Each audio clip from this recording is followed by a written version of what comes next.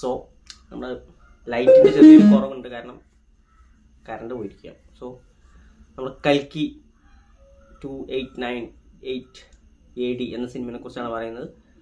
എനിക്ക് ആദ്യം തന്നെ ഹാറ്റ്സ് ഓഫ് ഡയറക്ടർക്ക് ഒരു ഹാറ്റ്സ് ഓഫ് കൊടുക്കണം. നാഗശ്വിൻ പുള്ളിയുടെ ഒരു വിഷൻ ഉണ്ട്, ഗംഭീരമായ ഒരു വിഷൻ തന്നെയാണ് അത്. കാരണം കുരുക്ഷേത്ര യുദ്ധത്തിൽ തുടങ്ങി പിന്നീട് വർഷങ്ങൾക്കപ്പുറം ഫ്യൂച്ചറിലോട്ടാണ് പുള്ളി ഇതായിരിക്കുന്നത്. കാരണം മനുഷ്യൻ്റെ സ്വാർത്ഥത കൊണ്ടും അവരുടെ ഒരു ടെക്നോളജി വളർന്ന് ഈ പ്രകൃതിനെ നശിപ്പിച്ചുകൊണ്ടുള്ള ടെക്നോളജി വളർച്ചയുണ്ട്.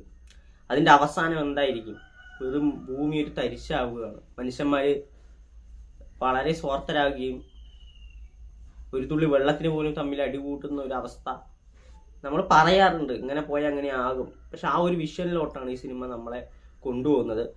അതിനൊപ്പം തന്നെ വളർന്നു വരുന്ന ഒരു സുപ്രീം പവർ, ഭൂമി പോലെ ഒരു മറ്റൊരു സ്ഥലമാണ് കോംപ്ലക്സ് എന്നുള്ള പറയുന്നത്. അപ്പോൾ പുള്ളി ക്രിയേറ്റ് ചെയ്തിരിക്കുന്ന ഒരു വേൾഡിലോട്ട് നമ്മളെ ഭയങ്കര ഒരു ആകാംക്ഷയോടെ അല്ലെങ്കിൽ ഭയങ്കര അതിശയത്തോടെ കൊണ്ടിരുത്തുന്നുണ്ട് ഈ സിനിമ. അതുകൊണ്ടാണ് ഞാൻ പറഞ്ഞ നാഗശ്വിൻ പുള്ളിയുടെ ഒരു വിഷൻ എന്തായാലും ഒരു ഹാറ്റ്സ് ഓഫ് കൊടുത്തേ മതിയാവുള്ളൂ. അപ്പോൾ അത്തരത്തിലൊരു അവതാരം എടുക്കുന്നു ദൈവം.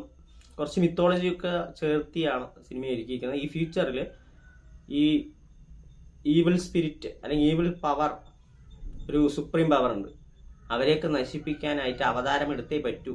കൽക്കിയുടെ അവതാരം അത് ആ ഒരു തോട്ടിലൂടെയാണ് ഈ സിനിമ പോകുന്നത്. അതിൻ്റെ കാസ്റ്റ് എടുത്തു കഴിഞ്ഞാൽ അമിതാഭ് ബച്ചൻ ഗംഭീരമാണ്.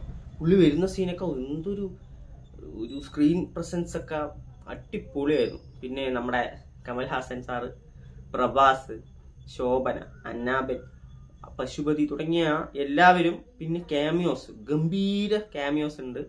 നിങ്ങൾ വേഗം സിനിമ കണ്ടില്ലെങ്കിൽ ചിലവന്മാരൊക്കെ അടുത്ത് വീഡിയോ എടുത്തിട്ടുണ്ടായിരുന്നു, മിക്കവാറും സ്റ്റാറ്റസോ സ്റ്റോറിയൊക്കെ ആയിരിക്കും. പിന്നീട് നിങ്ങൾക്ക് കാണുമ്പോൾ ഒരു സുഖമൊന്നും തോന്നില്ല.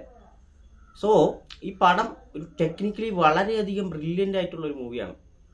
ഒരു ഹോളിവുഡ് ലെവൽ. നമ്മൾ കാണുമ്പോൾ ഇതൊരു ഇന്ത്യൻ സിനിമയാണോ അല്ലെങ്കിൽ ഇതൊരു സൗത്ത് ഇന്ത്യൻ മൂവിയാണോ എന്ന് സംശയിക്കുന്ന തരത്തിലുള്ള മേക്കിംഗ് ആണ്.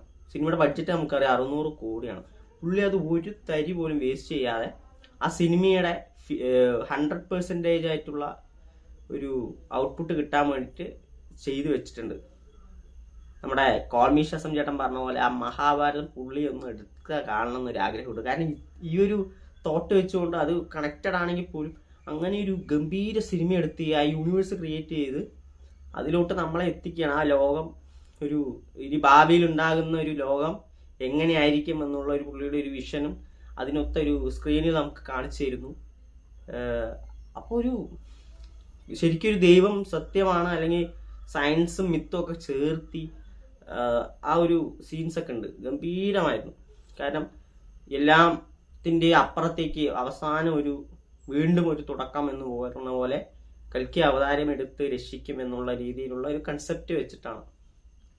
അപ്പം ഞാനത് ഗംഭീരമായിരുന്നു. പിന്നെ ഞാൻ പറഞ്ഞില്ല, ടെക്നിക്കൽ സൈഡൊക്കെ അതിഗംഭീരമാണ്. നമ്മൾ എനിക്ക് തോന്നുന്നു ഇന്ത്യൻ സിനിമയിൽ തന്നെ കാണാത്ത അത്ര ഗംഭീരമായ വിഷ്വൽസും കാര്യങ്ങളൊക്കെയാണ്. നല്ലൊരു തിയേറ്ററിൽ പോയി കണ്ടു കഴിഞ്ഞാൽ നമ്മളങ്ങനെ തരിച്ച് അങ്ങോട്ട് ഇരിക്കു പോകും. 3 മണിക്കൂർ എനിക്ക് വളരെ സിമ്പിളായി പോയി എന്ന പോലെ തോന്നി. കാരണം നമ്മൾ ആ ഫസ്റ്റ് ഹാഫ് എന്ന് പറയുന്നത് നമുക്ക് നമ്മളായിട്ടൊന്ന് പരിചിതപ്പെടുത്തണം. കാരണം ഇതൊരു ഫ്യൂച്ചറിൽ പുള്ളിയുടെ ഒരു വിഷനാണ്.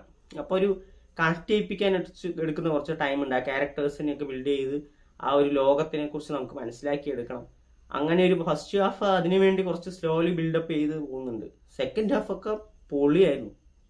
അമിതാഭ് ബച്ചൻ്റെ ഒരു പുള്ളി തകർത്തിട്ടുണ്ടായിരുന്നു. പ്രഭാസം കൊള്ളായിരുന്നു.